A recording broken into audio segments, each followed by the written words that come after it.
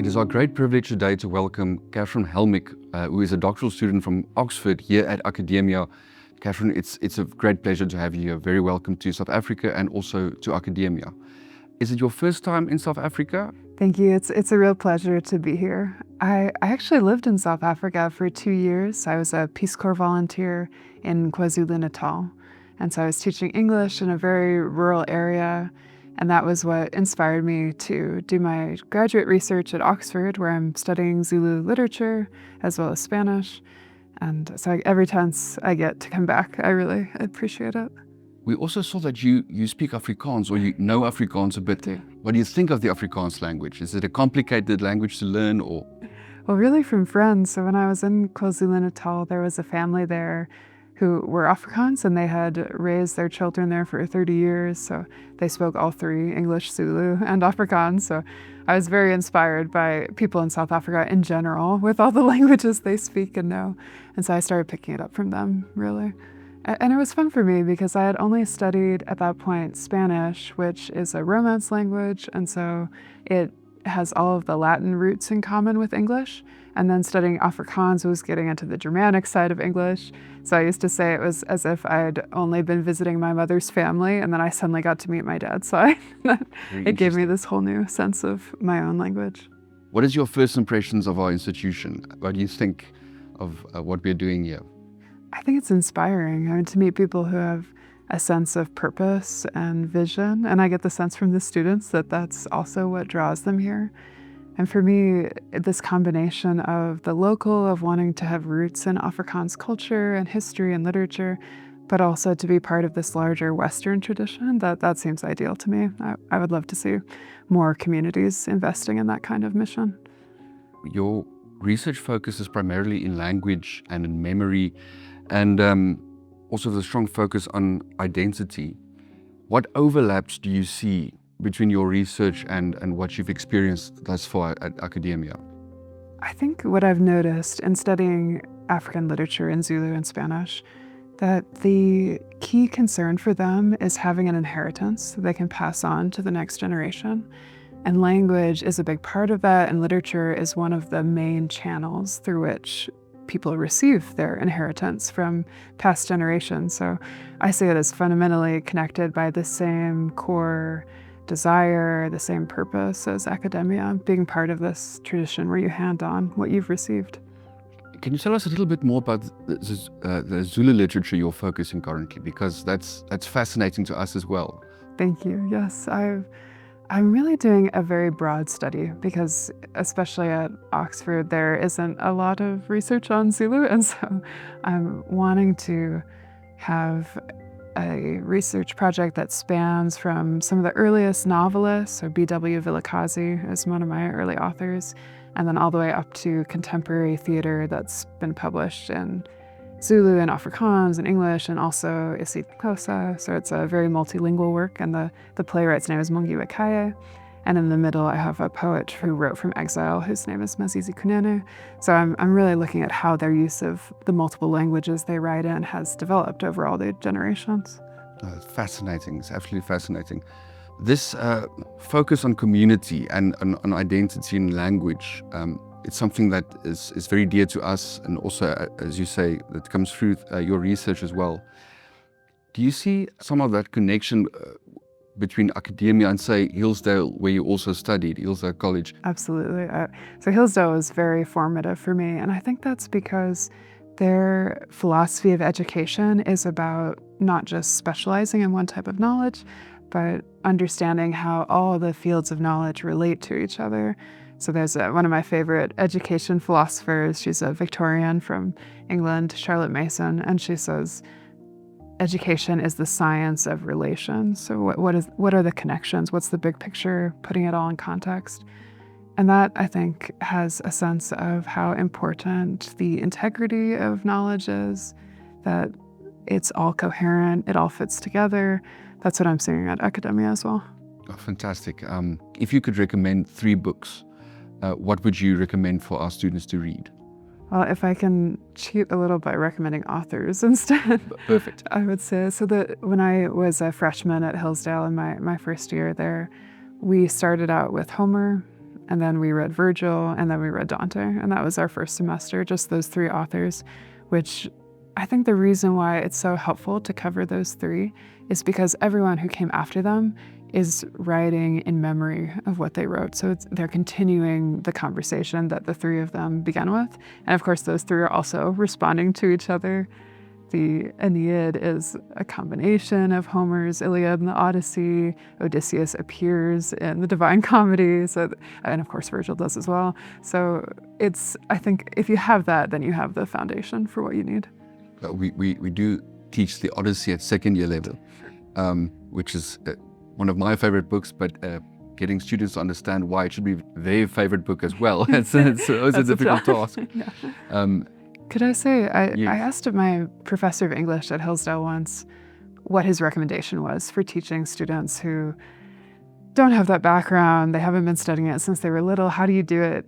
And he just said one word: slowly. Slowly. Just slowly. So just giving it the time. So I actually think that the fact that you're starting with a few books is probably ideal. It's a great place to start. Building slowly and hopefully. Working across languages and borders is obviously a fascinating space to be in because you experience a lot of different people, things, ideas. What do you think is the importance of an institution like Akademia for this more broader international focus as well? I think the first thing it's saying is that you can do classical education anywhere. It's not specific to one place, to one country, to one type of people. It's really a human way of being educated and a way of learning. So that's critical. And I think South Africa is really perfect for it because there is so much diversity here, but also very deep roots. And I think it's showing that the two don't have to be in conflict, that you can celebrate and pass on what's significant to you as a people in a community, but you can also be in community with all of human beings, all of us who are made in the image of God and share in this pursuit of truth and of goodness and love for beauty. We can do that in common while still being our own specific selves. I recently saw a video of a Chinese professor who's teaching the great books. And he said he can't believe that Western universities don't want to teach this. Because he says his students, they love Homer and they love Dante and they can apply it to their own situations and cultures as well. So I think that just underscores what you're saying. And I think the world misses that. We try to be so universal that it doesn't apply to anyone or anywhere. So it becomes too vague, actually. Yeah. There's a book about teaching classical education in Malawi. It's called Goodbye, Dr. Banda, and it's written by an Oxford graduate who became a Latin teacher in this school in Malawi. And he said he thought his students in some ways could relate more closely to Homeric epics than he and his classmates at Oxford actually could, because for them, this agricultural lifestyle was not so far removed. I mean, they knew goat herds. They didn't have to sort of imagine who this person might be. And it's true even in the medieval history of the Western heritage, say that there have been times when some of our most famous works, you do philosophy, so I'm sure you know that Aristotle was recovered from Islamic translators. So it really is something that I think if it's taken up by a culture in an unexpected place, that makes it all the richer when it comes back to where it started. Fascinating, yeah. This is a video part of our series, Friends Across Borders. How important do you think the link is between the local and the international, or the local and the more broader community out there? I think it's core to the whole idea of liberal arts and classical education, because the fundamental claim is that we are all human. We all have something about us essential that's in common.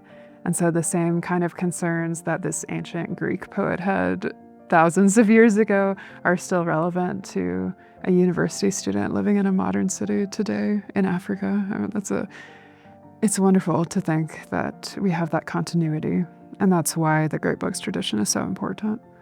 I guess I would say that what I've loved the most about reading great books is coming to it with that same spirit of learning, that you have this chance to think in a new way, to discover something about yourself, to gain in wisdom that can make you a better person and help you to help other people. And so I'm delighted to see this institution that's invested in that here in one of my favorite parts of the world. I love South Africa. And so I hope that if there's anything I can do to support your mission, that consider me an ally. Fantastic. What are you most looking forward to for your visit in South Africa currently? What is the highlight of your trip? Well, being here at Akademia, I feel really spoiled that I got to pick the topic of my lecture, because the book that I'm going to discuss, Watership Down, has become a new favorite of mine. I read it when I was young and didn't really understand what was fantastic about it. So I think it's a picture of what I love about Western heritage and great books in general, that when you come back to them, you can discover something new. And that's what I'm hoping to share with the students here. Can you give us a bit more idea about the book itself? I think a lot of our listeners don't know too much about it. So it was written in the 1970s, which is really inspirational for me, because it shows me that we're still capable as a culture of writing great books. I was only 50 years old, and I think it's really contributing something to the same tradition of it's speaking into the Homeric epic, but it's also bringing something very specific from its own time. It could not have been written in a different era. It's about a group of rabbits, and it's set in the English countryside in a place that the author knew very well because he wandered it with his daughters. So extremely particular, very local, just like Akademia is, but also deliberately part of this timeless tradition. So I think it's a model for us that we can still look forward to the kind of literature that we will write, as well as enjoying what we have to read. It sounds fantastic.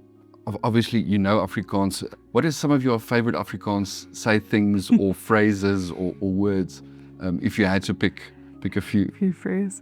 Well, so I have a family that has helped me learn it, but just by practicing with them. And I have to say that one of the best ways to learn a language is to speak to little children, because with adults, they're very polite, they want to help. If you stumble, they'll just switch to English. But with little kids, they're like, well, we're speaking Afrikaans. So it's been a great help. And so from that family, I learned one of my favorite phrases, which is "'n boer maak 'n plan." Yes, yeah.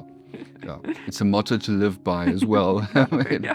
Especially in our country, a lot of plans have to be made on a regular basis. So it's you need that resourcefulness. Absolutely. Thank you very much, Katherine. It was really a joy speaking to you. Thank you.